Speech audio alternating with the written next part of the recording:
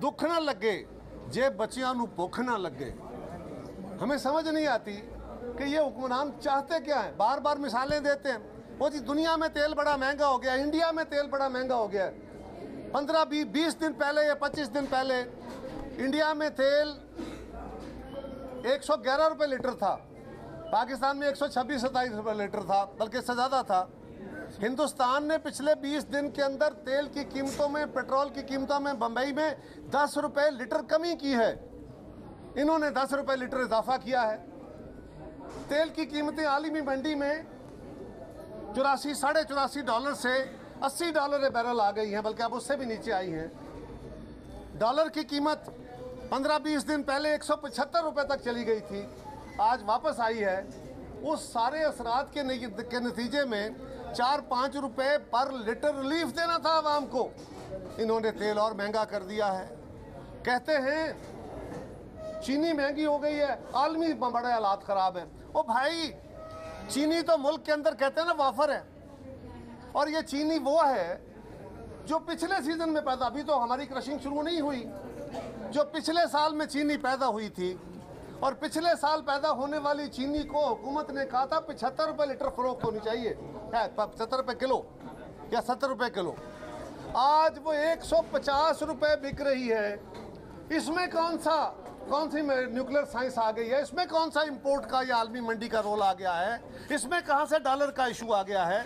ये तो पाकिस्तानी रुपए में बनी हुई चीनी पाकिस्तान के अंदर मौजूद है, आपके दावे के मुताबिक शॉर्टेज नहीं है, तो फिर किस वजह से, सिवाय इस हुकूमत की नालायकी के। इसी तरह आटा है, गंदम का रेट हुकूमत ने मुकर्रर कर दिया। जिस रेट पे हुकूमत ने मुकर्रर किया, ये कहते थे हम तो 1200 का या 1000 रुपये का थैला बेचेंगे, हम इंश्योर करेंगे। आज अगर उसका रेट बढ़ गया है तो कौम को ये बताओ तो सही, इसमें डॉलर का रेट कहाँ आ गया? इसमें कौन सी आलमी मार्केट में उतार चढ़ाव की बातें हो गई? सरीहन आपकी नाकामियां और नालायकियां हैं। अगर मार्केट में शॉर्टेज हुई है तो किसने दूर करनी है? अगर होल्डिंग हुई है तो किसने दूर करनी है? आज इमरान खान साहब, आप कहते हैं मुझे समझ नहीं आई, एक नया मेरे लिए मसला बना है, मुझे अब मैं सीख रहा हूँ। आपके सीखते सीखते ये कौम पता नहीं किस हालत में चली जाएगी। अब इस मुल्क का सिर्फ एक इलाज है। कल भी मुझे किसी ने पूछा जी, इसी तरह शो में बैठे थे, कि जी आप बताएं, आप एतराज़ तो बड़ा करते हैं, इस वक्त मसाइल का हल क्या है? मैं क्या, मसाइल का हल बड़ा सिंपल है, और वो हल ये है कि इमरान खान से जान छूटे, और कोई हल नहीं है। इस हुकूमत से जान छुड़ाई जाए और पाकिस्तान के अंदर फेयर एंड फ्री इलेक्शन करा के एक नए इंतखाब का डोल डाला जाए। लेकिन क्या करें, हम जब नए इंतखाब की तरफ चलने की बात करते हैं तो हमारे साथी जो हैं साबिक हुक्मरान, जो अपने आप को लाहौर का बेताज बादशाह कहते हैं, मुस्लिम लीग के लीडर कहते हैं कि हम चाहते हैं कि ये हुकूमत 5 साल पूरे करे। हम कहते हैं कि इस हुकूमत के खिलाफ अदम एतमाद लाते हैं, तो ये कहते हैं कि नहीं, हम तो चाहते हैं 2023 का इंतखाब फेयर एंड फ्री हो जाए। हम कहते हैं कि जब पंजाब की हुकूमत ख़त्म हो गई तो मरकज़ी हुकूमत भी ख़त्म हो जाएगी, तो कहते हैं कि नहीं, हमें तो ये हुकूमतें सूट करती हैं, हम क्यों गिराएं?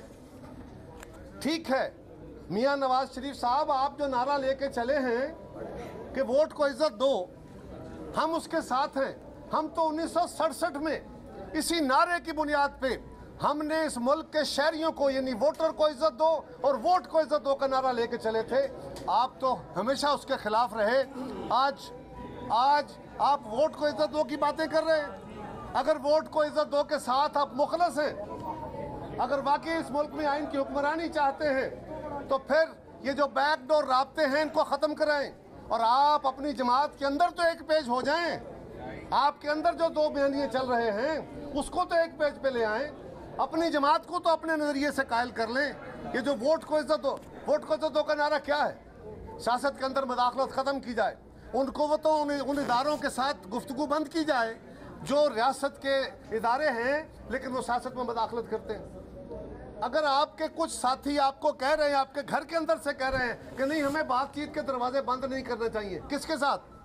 क्या आपने हुकूमत के साथ बातचीत करनी है, अपोजिशन से बातचीत करनी है, या उनसे बातचीत करनी है जिनके खिलाफ वोट को इज्जत दो का नारा लेके चले हैं? तो पहले अपने आप को क्लियर तो करें अवाम के सामने। हम यही एजेंडा लेके आए हैं कि ना वो वोट को दो इज्जत दो के साथ मुखलस है, ना इमरान खान पाकिस्तान में नया पाकिस्तान बनाने में मुखलस है। ये कल ये नए पाकिस्तान के नाम पे अवाम को धोखा दे रहे थे, आज ये मदीने की रियासत के नाम पे अवाम को धोखा दे रहे हैं। कल ज़ियाउल हक ने इस मुल्क के अंदर इस्लामी निज़ाम का नारा लगा के हम पे जबर मुसल्लत किया था, आज इमरान खान आप हम पे मुसल्लत करने लगे हैं।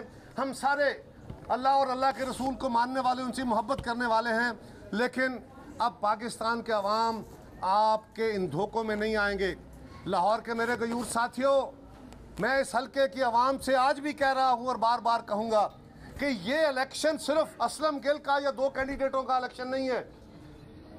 वैसे तो एक जमात खुद जानबूझ के उसने प्लान करके भागी है, पीटीआई को पता था उसका हाल क्या होना है इलेक्शन कैंपेन में। ये जो उनके बंदे जिनके कागज़ रिजेक्ट हुए हैं वो जानबूझ के कराए गए, वह अकली दलील के साथ हुआ है। लेकिन अब तो पाकिस्तान के लोगों को आपने पैगाम देना है, लाहौर ने पैगाम देना है कि हम ना इमरान खान के धोखे में आएंगे, ना वोट को इज्जत दो के धोखे में आएंगे। अगर वोट को इज्जत दो की बात करनी है तो आपकी सारी जमात मियाँ साहब आपके साथ खड़ी होकर कौम को कहे कि हम वोट को इज्जत दो के नारे के साथ हैं, हम कोई मजाकरात के साथ नहीं। हम फिर भी आपकी बात पर यकीन करेंगे। आज ये काम नहीं चलेगा, आपको क्लैरिटी के साथ सामने आना होगा। वो काम नहीं अच्छा, अब मैं चले उसको उस मिसाल को छोड़ देता हूँ फिर किसी वक्त पे।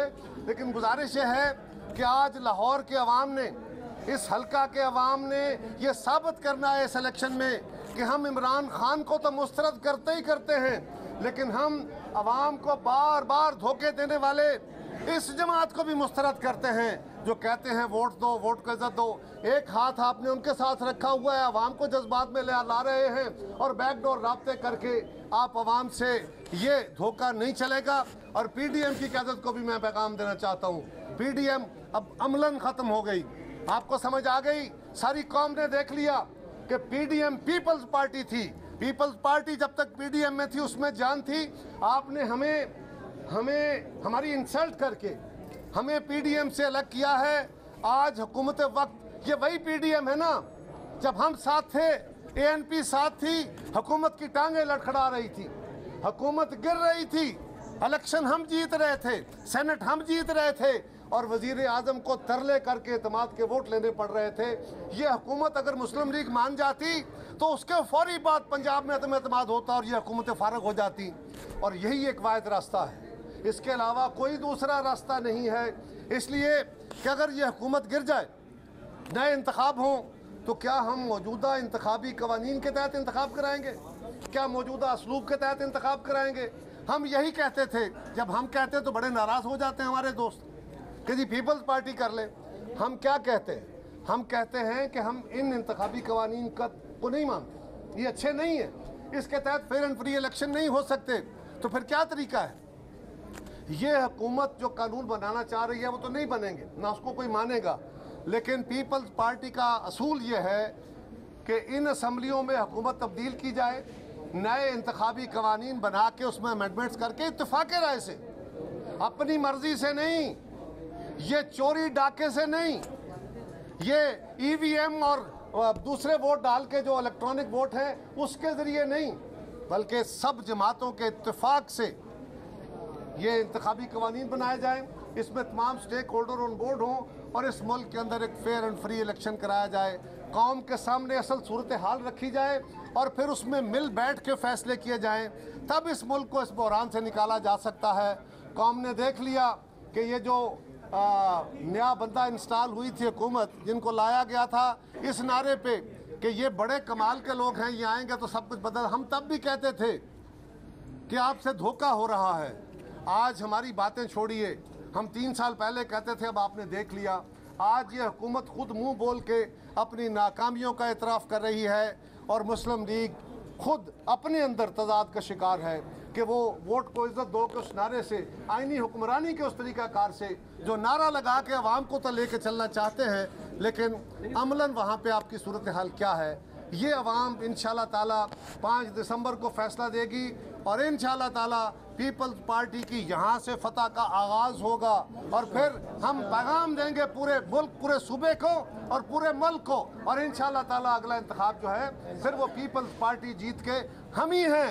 यही चिराग जलाएंगे तो रोशनी होगी। ये हम ही हैं, हम ही हैं, ये हम ही हैं। जब पीपल्स पार्टी आती है रोजगार लाती है, जब पीपल्स पार्टी आती है आईनी हुक्मरानी लाती है, जब पीपल्स पार्टी आती है दिफा को मजबूत करती है, जब पीपल्स पार्टी आती है इंतहा पसंदी को कंट्रोल करती है।